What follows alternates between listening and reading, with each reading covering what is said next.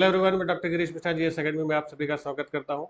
हम लोग बातचीत करेंगे किस तरीके से तुर्कों ने भारत में अपने सत्ता की स्थापना की और जो तुर्की सत्ता जो भारत में पहली बार स्थापित हुई, जो मुस्लिम सत्ता के रूप में भी जानी जाती है, इस सत्ता को हम लोग कहते हैं दिल्ली सल्तनत। अब ये जो दिल्ली सल्तनत है, इस दिल्ली सल्तनत का इतिहास जो राजपूत काल के इतिहास से काफ़ी अलग रहा। ये खून खराबे से भरा हुआ इतिहास था, जिसमें बहुत खून खराबा हुआ, मारकाट हुई। इसके बारे में हम लोग बातचीत करते हैं। दिल्ली सल्तनत, जिसमें सबसे पहला राजवंश था गुलाम वंश।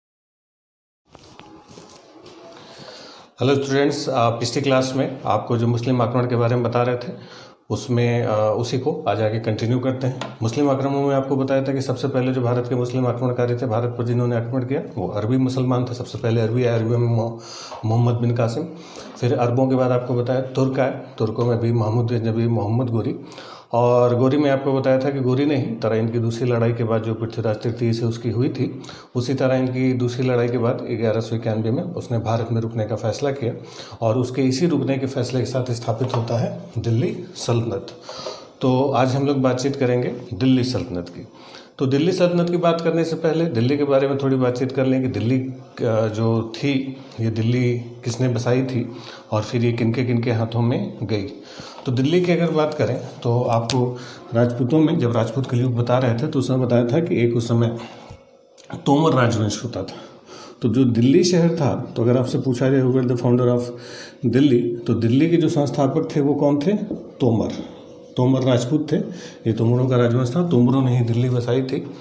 और इन तोमरों से फिर चौहानों ने छीन लिया। चौहान जो पृथ्वीराज चौहान के जो वंशज थे, शाकंभरी चौहान हुआ करते थे, तोमरों से चौहानों ने छीना। चौहानों से फिर ये तुर्कों के पास चले गए। ठीक, अब इसमें भी जो तोमर राजवंश था, जिन लोगों ने, जो तोमरों ने दिल्ली बसाई थी, अगर पर्टिकुलर राजा का नाम पूछा जाए तो राजा का नाम ही चाहे तो आप लिख सकते हैं। उस पर्टिकुलर राजा का नाम था अनंगपाल तोमर।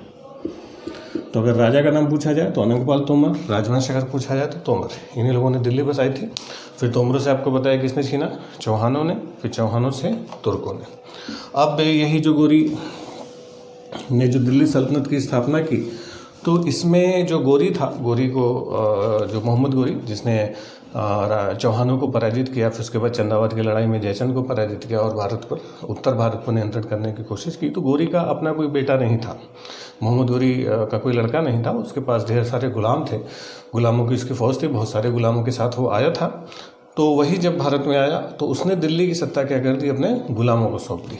तो इसीलिए दिल्ली सल्तनत का जो पहला राजवंश बना, जो पहली डायनेस्टी बनी, उसको कहा जाता है गुलाम वंश।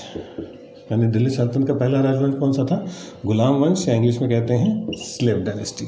ठीक, अब ये जो गुलाम वंश था या स्लेव डायनेस्टी थी, अब इसमें भी एक शब्द आपके लिए समझने के लिए है कि जैसे यहाँ पर एक वर्ड इस्तेमाल किया गया गुलाम या स्लेव। तो गुलाम का मतलब जो हम लोग समझते हैं कि जैसे गुलाम का मतलब जो घरेलू नौकर चाकर काम करने वाले गुलाम होते हैं, ऐसा नहीं है। ये अभी के लिए गुलाम शब्द ये ठीक है, घरेलू नौकर चाकर को हम लोग गुलाम कहते हैं। उस समय गुलामों का थोड़ा सा व्यापक अर्थ होता था, अलग अर्थों में लिया जाता था। उस समय क्या होता था कि मध्य एशिया में बहुत सारी जगहों पर इंसानों का बाजार लगता था, इंसान खरीदे बेचे जाते थे। जैसे हाथी, घोड़े, भेड़, बकरियां बिकते हैं, वैसे इंसान, लड़के, स्पेशली लड़कों को खरीदा जाता था, लड़के खरीदे बेचे जाते थे। तो जो बड़े बड़े योद्धा होते थे, बड़े बड़े सरदार, पैसे वाले लोग होते थे, वो क्या करते थे? मार्केट जाते थे और मार्केट से हट्टे कट्टे लंबे चौड़े तंदुरुस्त लड़कों को खरीदते थे, जो थोड़े हेल्दी हो, अच्छे हो देखने में। और हट्टे कट्टे तंदुरुस्त लड़कों को खरीदते थे, उनका लिखित में बिल्कुल एग्रीमेंट होता था। उनको खरीद के लेके आते थे और उनको अच्छे से पढ़ाते थे, लिखाते थे, हथियार चलाने की ट्रेनिंग देते थे, उनको बढ़िया योद्धा बनाते थे, एकदम रणनीतिकार, बिल्कुल पढ़े लिखे, अच्छे कपड़े पहनते थे वो लोग, और पढ़ा लिखा के अपने अंडर में ही रखते थे और उन्हीं को बहुत सारे अभियानों पर उन्हीं से अपने बड़े बड़े काम कराते थे और ये बहुत कीमती होते थे। तो यहाँ पर जो गुलाम शब्द इस्तेमाल हुआ है, जो स्लेव इस्तेमाल हुआ है, तो घरेलू नौकर चाकर वाले नहीं, वो एक तरीके से उनके योद्धा होते थे, सिक्योरिटी क्लास के लोग होते थे, बिल्कुल पढ़े लिखे, तैनात, बिल्कुल योद्धा, रणनीतिकार होते थे, बड़े बड़े लड़ाके होते थे।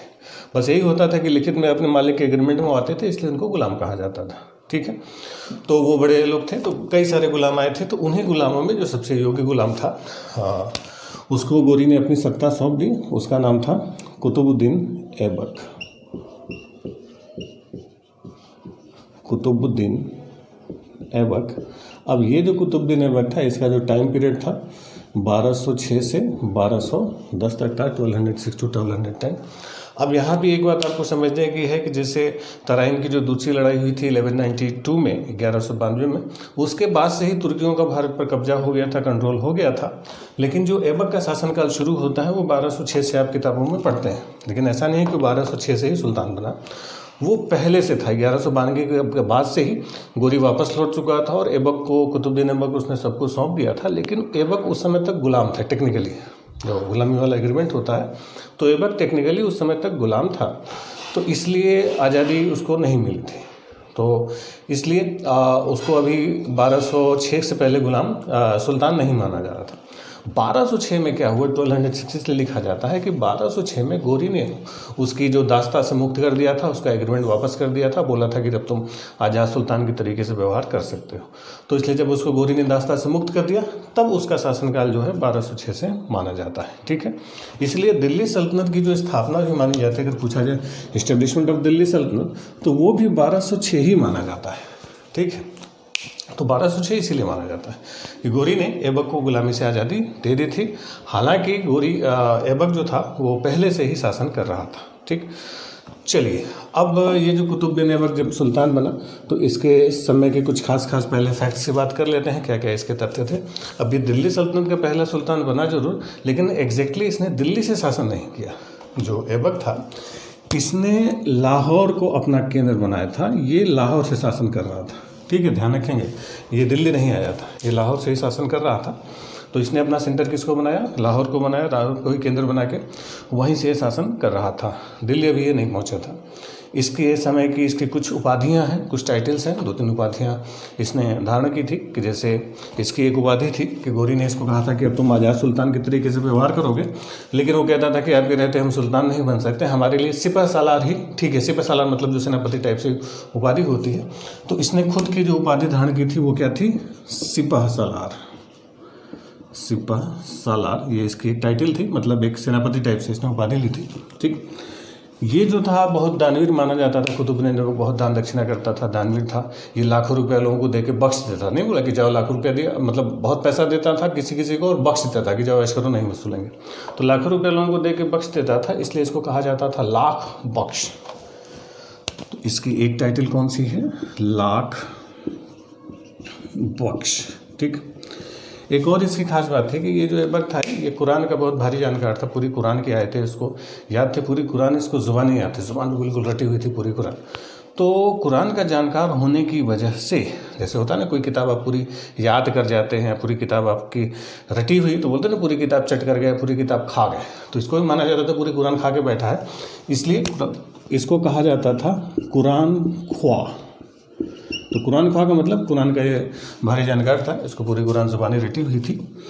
ठीक, तो ये सब कुतुबुद्दीन ऐबक की कुछ उपाधियाँ थीं।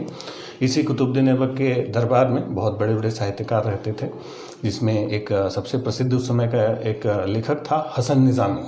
हसन निज़ामी ने ताजुल मासिर नामक किताब लिखी थी, जो उस समय सल्तनत के इतिहास को जानने के लिए बड़ा महत्वपूर्ण है। तो इसके दरबार में हसन निज़ामी रहता था। एक और इसका दरबारी जो दरबार में एक जो कवि रहता था, फ़क्र मुदब्बिर। तो जो फ़क्र मुदब्बिर था और हसन निज़ामी थे, दोनों इसी कुतुबुद्दीन ऐबक के दरबार में रहा करते थे। इसी कुतुबुद्दीन ऐबक ने कुछ इमारतें भी बनवानी शुरू की थी भारत में। ठीक, तो इसके द्वारा बनाई गई 1-2 इमारतों के बारे में भी जान लेते हैं। इसी ने दिल्ली में एक मस्जिद बनवाई थी, उसका नाम था कुव्वतुल इस्लाम। कुव्वत उल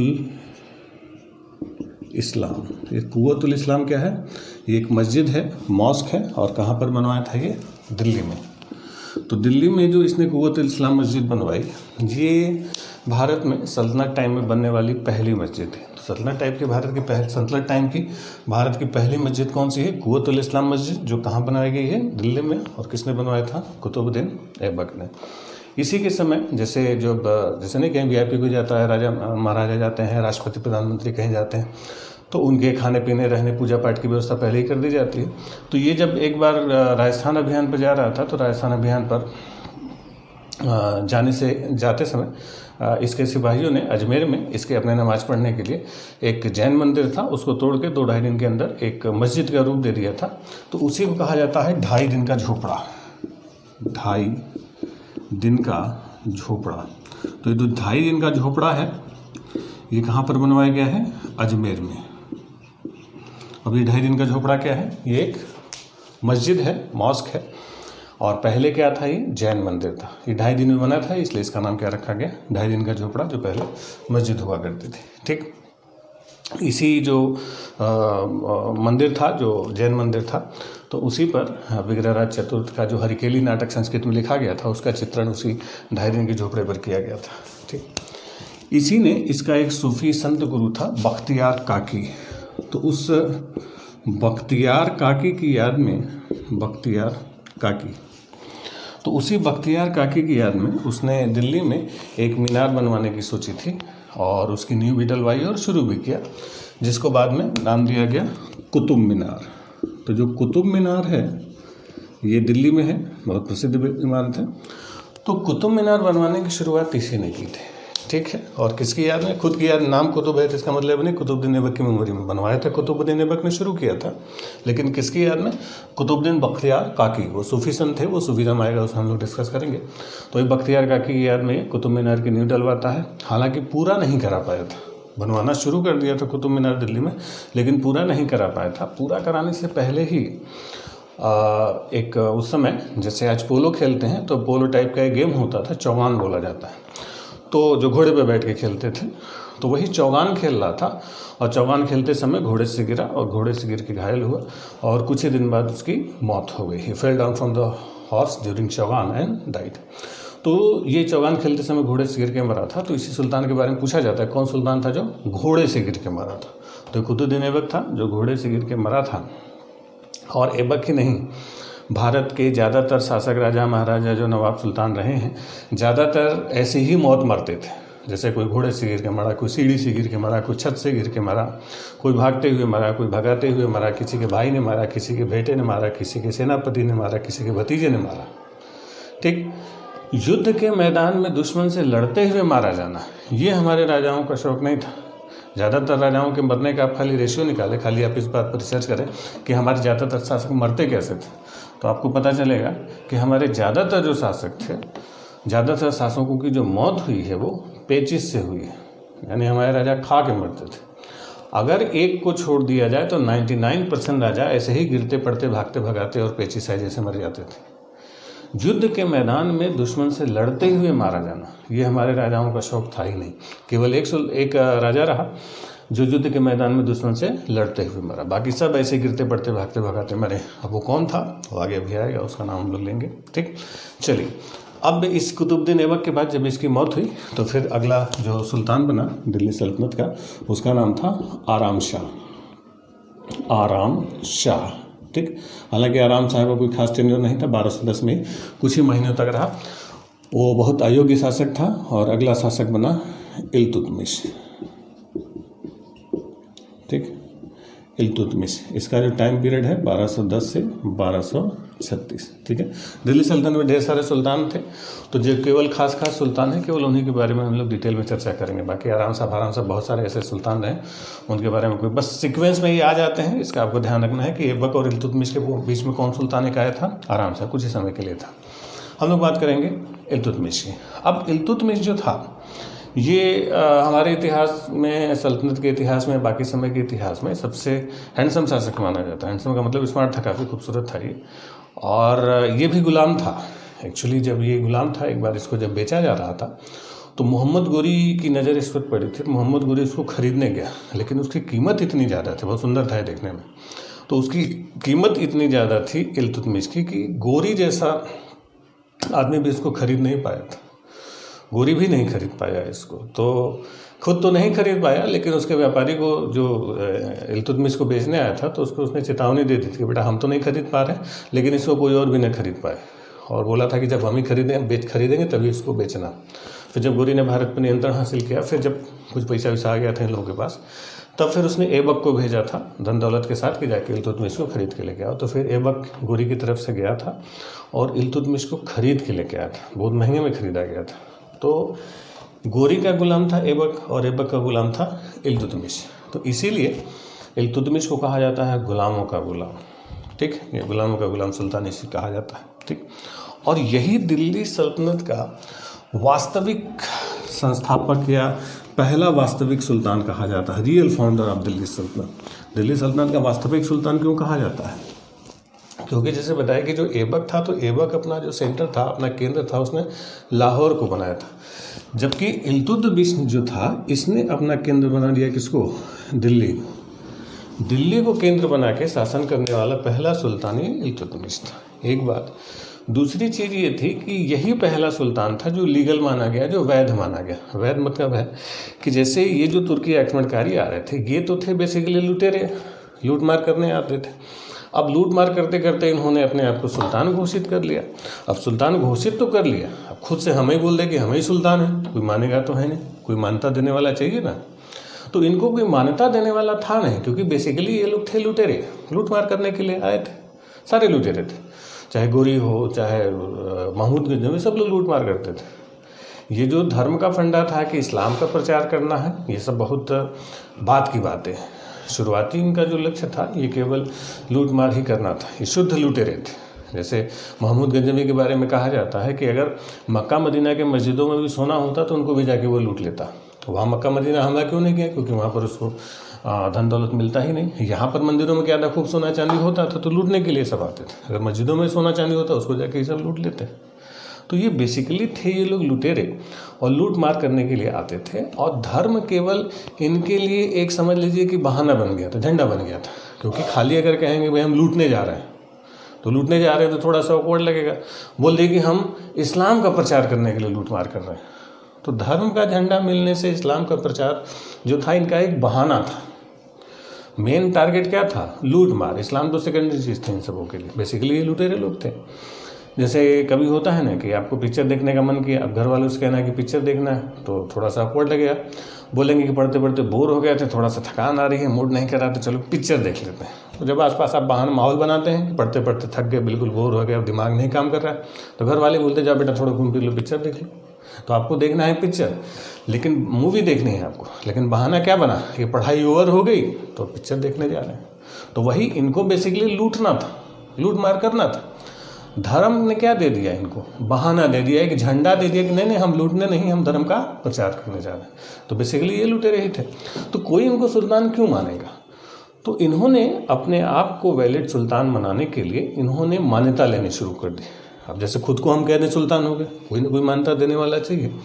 तो उस समय मुसलमानों में माना जाता था कि पूरी धरती पर मुसलमानों का जो राजा था, मुसलमानों का जो सबसे बड़ा मुखिया माना जाता था ज़मीन पर, उसको खलीफा ये लोग कहते थे।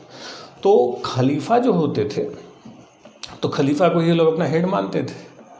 तो इसने क्या किया कि तुर्की की जो बगदाद में खलीफा हुआ करते थे, वहाँ पर उसने कुछ गिफ्ट वगैरह भेजे, गुलाम भेजे, और ये परंपरा शुरू की कि हम यहाँ पर सुल्तान बन रहे हैं, आपकी अनुमति से बनना चाहते हैं, खलीफा हमें परमिशन देंगे तब हम सुल्तान बनेंगे। हालांकि सुल्तान बनने के बाद परमिशन मांगा, लेकिन एक फॉर्मेलिटी थी। तो जब तक खलीफा ने परमिशन नहीं दे दी तब तक इसको वैध नहीं माना गया।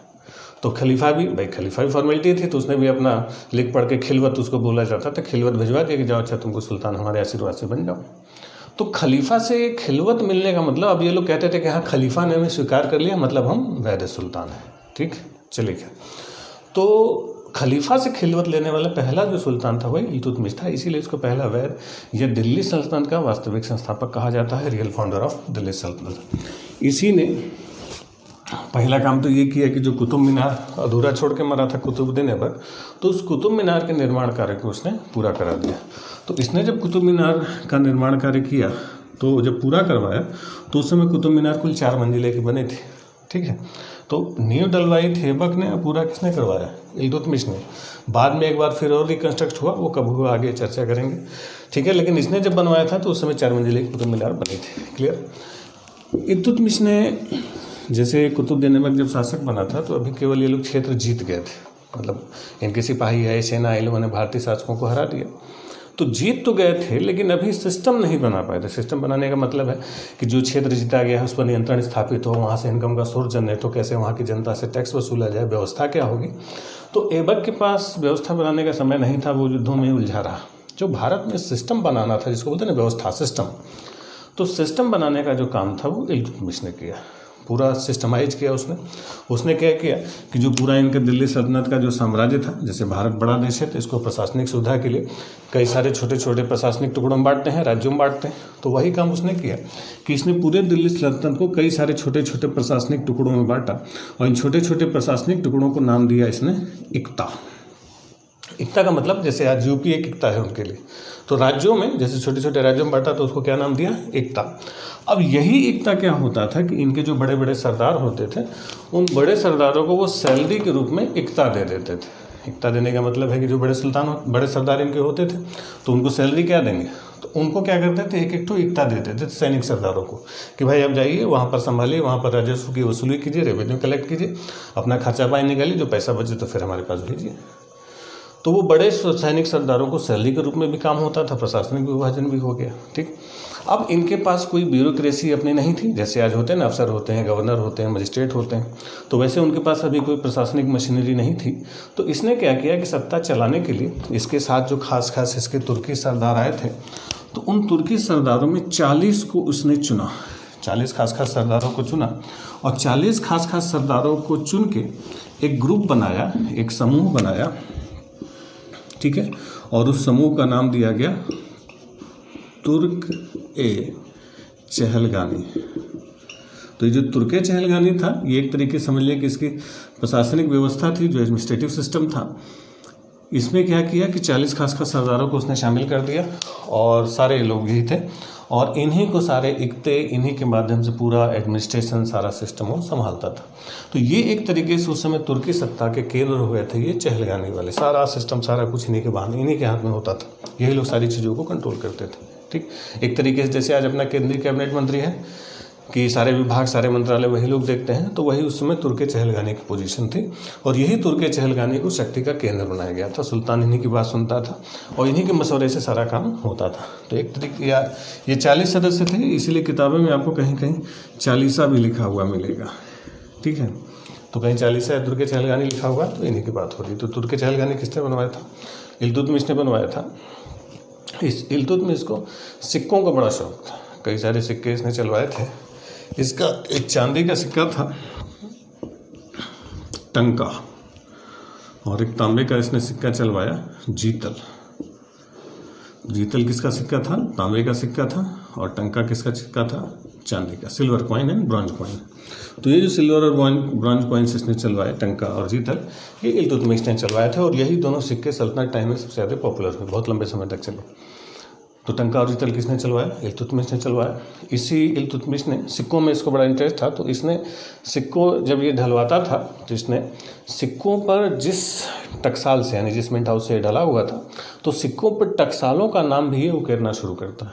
तो अगर पूछा जाए कि सिक्कों पर टकसाल का नाम किसने उकेरना शुरू किया था, तो वो इल्तुतमिश था और सिक्कों को खुद से डिजाइन भी करता था। ठीक, ये जो था थोड़ा न्यायप्रिय शासक भी माना जाता है। कुछ इतिहासकारों ने उस समय के लिखा है कि इसने अपने महल के बाहर संगमरमर के 2 शेरों की मूर्तियां बनवाई थी, संगमरमर का उसने, और उन शेरों की मूर्तियों पर गले में घंटी बांधी गई थी। जिसको भी न्याय चाहिए होता था, फरियादी लोग जाते थे, उस मूर्तियों की घंटी बजाते थे और अगर ये महल में होता था तो उपस्थित होता था और न्याय देता था। तो इसको थोड़ा सा न्यायप्रिय शासक भी कहा जाता है। ठीक, इसी के समय एक इसका बेटा था नसीरुद्दीन महमूद। उस नसीरुद्दीन महमूद की याद में इसने एक मकबरा बनवाया दिल्ली में, जिसको कहा जाता है सुल्तानगढ़ी का मकबरा।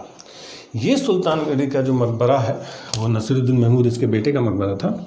उस मकबरे में इसने गुंबद बनवाया। तो जो गुंबद वाली परंपरा है भारत में, जो देखते हैं ना डोम जो बनता है गुंबद, तो गुंबदों वाली जो परंपरा है, जो डोम वाला सिस्टम है, पहली बार ये इल्तुतमिश ने ही बनवाया। ठीक है, और पहला गुंबद कौन सा था, वो सुल्तानगढ़ी के मकबरे में था, जो नसरुद्दीन इसके बेटे का मकबरा इसने दिल्ली में बनवाया था। ठीक, तो गुंबद निर्माण की परंपरा भारत में किसने शुरू की थी, इल्तुतमिश ने ही शुरू की थी। इसी के समय सबसे पहले गुंबद बनने शुरू हुए। इसी इल्तुतमिश के समय एक और बड़ी घटना हुई थी कि उस समय एक रूस और चीन के बीच में एक बहुत बड़ा सा देश है मंगोलिया। तो उस मंगोलिया से मंगोल होते थे, मंगोल आक्रमणकारी होते थे।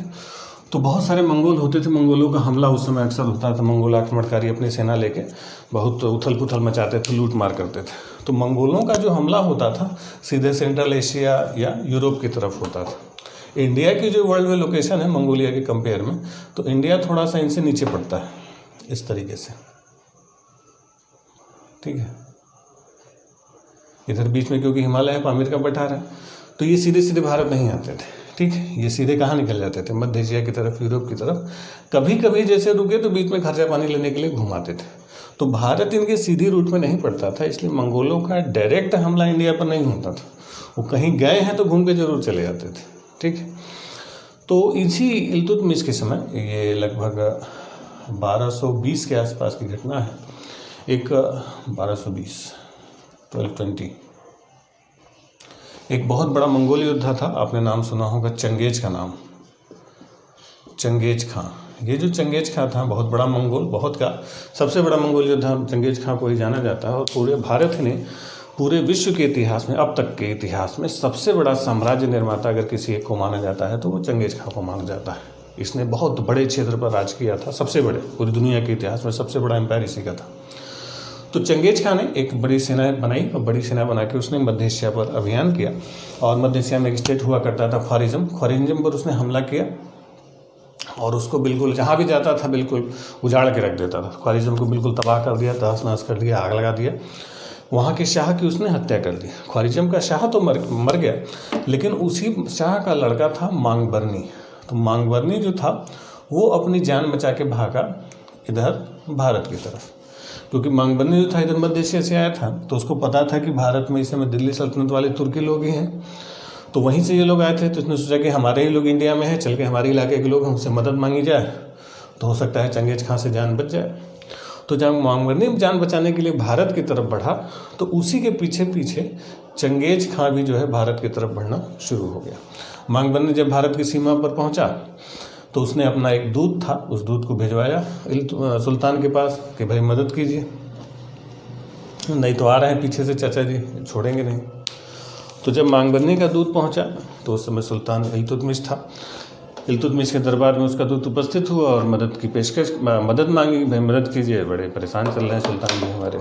अब इल्तुतमिश बहुत होशियार आदमी था, क्योंकि वो देख रहा था कि अभी तो भारत में लोग अभी जड़ें जमाने की कोशिश कर रहे थे, अभी एकता और चहलगामी ये सब व्यवस्था बना रहे थे, अभी जड़ जमा रहे थे। और अगर मदद कर दी मांगबरनी की तो इसको मदद करने का मतलब है चंगेज खां से दुश्मनी।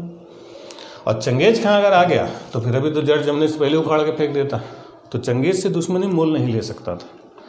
तो इसलिए मदद करना तो संभव नहीं था। वो मांगबरनी के इल्तुतमिश मदद नहीं कर सकता था, मदद तो नहीं कर सकता था और मना भी नहीं कर सकता था। साफ साफ मना नहीं करने का मतलब है, मना इसलिए नहीं कर सकता था क्योंकि अभी ये लोग जो भारत आए थे, कुछ ही साल पहले भारत आए थे, तो इनकी सारी जो फैमिलीज थी, सारी रिश्तेदारी थी, सारी व्यवस्था, घर मकान सब यहीं था। यहाँ तो केवल सेना आई थी, बाकी सारी फैमिलीज तो वहीं पर थी, सारी रिश्तेदारी वहीं पर थी। कल को अगर भारत में कुछ ऊंच नीच होती तो ये लोग लौट के कहाँ जाने वाले थे, यहीं तो जाने वाले थे, जड़ें तो यहीं थी इनकी। अब जब वहाँ के लोगों की मदद हम यहाँ नहीं करेंगे और कल को पलट के वहाँ गए तो फिर वहाँ हमें कौन पूछेगा, ये सारी व्यवस्था तो वहीं से थी, तो रिश्ता और सारा सिस्टम खत्म हो जाता, ठीक। तो वो गड़बड़ हो जाता। तो मदद करना मतलब चंगेज से दुश्मनी, मना करना मतलब अपनी जड़ काट देना है, वहाँ से बिल्कुल पूरी तरीके से लोग खत्म हो जाते हैं। तो ये बड़ी टेंशन थी कि मदद करें या न करें, दोनों आगे कुआं पीछे खाई वाली स्थिति थी। लेकिन इल्तुतमिश बहुत होशियार था, उसने बीच का रास्ता निकाला। उसने क्या किया कि पहली बात तो जो मांगबरनी का दूत आया था उससे मदद मांगने के लिए, उसकी हत्या करवा दी, उसको मार के फेंकवा दिया उसको। और एक नया ताज़ा दूत बिल्कुल अनजान बन के, कि हमको कुछ पता नहीं है, बिल्कुल अनजान बन के वो मांगबरनी के पास अपना दूत भिजवाता है कि जाके संदेशा दो हमारा, कि भाई इल्तुतमिश ने अपना दूत भिजवाया मांगबरनी के पास कि भाई हमने सुना है, हमें पता नहीं लेकिन हमने सुना है कि आप भारत आ रहे हैं हमसे मदद मांगने के लिए। अभी हमें पता नहीं, उड़ती उड़ती खबरें ऐसी अफवाह टाइप से आ रही है। तो आप अगर भारत आ रहे हैं मदद के लिए तो आपका भारत आने का फैसला गलत है, क्योंकि जिन क्षेत्रों से आप आए हैं, हम लोग कुछ समय पहले उन्हीं क्षेत्रों से आए थे, तो वहाँ का मौसम, वहाँ का क्लाइमेट बड़ा अच्छा होता था। भारत में क्या है, खूब बारिश होती है और बहुत कीड़े मकोड़े, मच्छी मच्छर बहुत ज़्यादा होते हैं, तबीयत बहुत ज़्यादा, बीमारियाँ महामारियाँ बहुत ज़्यादा फैली रहती हैं। इस वजह से हालत बहुत ख़राब है, बिल्कुल नरक वाली स्थिति है। हम लोग तो खुद हैं यहाँ से भागने के चक्कर में, हम लोग यहाँ भागने के लिए परेशान हैं और आप यहीं मदद लेने के लिए चले आ रहे हैं। और यहाँ पर इतनी खतरनाक बीमारियाँ होने की, एक बार होने के बाद ठीक होने की भी संभावना नहीं है। तो उसके दूत ने भारत की बहुत खराब व्याख्या की। बोले महाराज आप लोग इतने बढ़िया योद्धा आदमी, कहाँ जो है कि मध्य एशिया से आने वाले कहाँ इस नरक में चले आ रहे हैं, हम लोग तो खुद हैं यहाँ से भागने के चक्कर में। तो उसके दूत ने भारत की इतनी खराब व्याख्या की, इतनी गंदी व्याख्या की कि उसको लगा कि इतनी बुरी स्थिति है। बोले हाँ महाराज, बहुत बुरी स्थिति है। हो सकता है आप एक बार चंगेज खा के तलवार से बच जाओ, लेकिन यहाँ के मच्छी कीड़े मकोड़ों से तो नहीं बचोगे। वह पड़ गए तो फिर ज़िंदगी खराब हो जाएगी, सड़ जाओगे पूरे। तो इतनी खराब व्याख्या की तो मांगबनी को लगा यार भारत की स्थिति तो और ख़राब है, तो निकल जाना चाहिए। तो भारत नहीं आके फिर कहीं और चला गया। अब चंगेज का आया। चंगेज जब आके सीमा पर पहुंचा तब इन लोगों की हालत ख़राब हुई कि कहीं आ न जाए। तो उसने कुछ तो तोहफा वफा रुपया पैसा जो है ले जाके हाथ पर जुड़वाया, रिक्वेस्ट किया कि महाराज देखिए आपके दुश्मन की मदद नहीं की, अब हमारे पीछा छोड़िए। तो फिर चंगेज ने भी देखा कि भाई दुश्मन की मदद नहीं की, तो उसने भी हमला नहीं किया, वो वापस लौट गया। यानी इस समय एक बहुत बड़ा मंगोल हमला होते होते समझ लीजिए कि नहीं हुआ। नहीं तो वो मंगोल हमला अगर हो जाता तो आपको आज कुछ और ही इतिहास पढ़ाया जाता, क्योंकि चंगेज खान के अंदर इतनी क्षमता थी कि इतिहास और भूगोल दोनों बदल देता। ठीक, चलिए खैर, इल्तुतमिश की 1236 में मौत हो गई। मरने के बाद, मरने से पहले इसने अपनी वसीयत बनाई थी और वसीयत में अपनी बेटी को इसने सुल्तान बनाने का प्रस्ताव रखा था। लेकिन इसकी जो एक वाइफ थी शाह तुर्काना नहीं मानी और इसके बेटे को नसीरुद्दीन महमूद को सुल्तान बना दिया। ठीक, 1236 में। लेकिन इसने कहा था कि मेरे मरने के बाद मेरी बेटी जो है रज़िया को वो सुल्तान बनाना चाहता था, लेकिन वो बना नहीं पाया। मरने के बाद नसीरुद्दीन महमूद को बना दिया। उसके बाद शाह तुर्काना उसने साजिश की। तो जब ये सुल्तान बना, लेकिन ये ठीक नहीं था। कुछ दिन बाद ये जब दिल्ली छोड़ के शिकार खेलने के लिए दिल्ली से बाहर गया, तो रज़िया सुल्तान गया कि लाल रंग का कपड़ा पहनी, बिल्कुल नाटकी अंदाज में, और सभी दरबारियों को और सरदारों को इकट्ठा किया और जनता के बीच गई और लोगों से इंसाफ मांगा कि भाई हमारे पिताजी ने वसीयत की थी हमारे फेवर में, जबकि ये साजिश करके हमारे भाई को गद्दी दे दी गई है। और उसने बाकी सरदारों को भड़काया, सरदारों ने उसका फेवर किया और उसकी जो माँ थी शाह तुर्काना उसको कैद कर दिया गया, जेल में बंद कर दिया गया और रज़िया को सुल्तान घोषित कर दिया गया। और फिर जब उसका भाई आया नसीरुद्दीन महमूद, तो इसको पकड़ के गिरफ्तार करके जेल में बंद कर दिया गया और वहीं पर हत्या कर दी गई। और अगली सुल्तान बन गई कौन? रज़िया। ठीक, तो रज़िया का जो टाइम पीरियड था 1236 से 1240, 1236 to 1240। अब ये रज़िया क्या करती है, क्यों करती है, कैसे करती है, इस पर हम लोग अगले वीडियो में चर्चा करेंगे। तो अगले वीडियो में रज़िया और इसके बाद दिल्ली सल्तनत के बाकी सुल्तानों के बारे में हम लोग डिस्कस करेंगे। दिल्ली सल्तनत थोड़ा लंबा टॉपिक है, ये कई सीरीज में चलता रहेगा, पार्ट 1, पार्ट 2, 3, 4 ये चलेगा। यहाँ पर थोड़ा मारकाट खून खराबा थोड़ा ज़्यादा होता है, लेकिन क्वेश्चन इससे पूछे जाते हैं, तो इसलिए इसको बिल्कुल ध्यान से पढ़ें। जो खास फैक्ट आपको बताए जा रहे हैं उनको देखते चले। ठीक है, चलिए आज के लिए इतना ही। Thank you.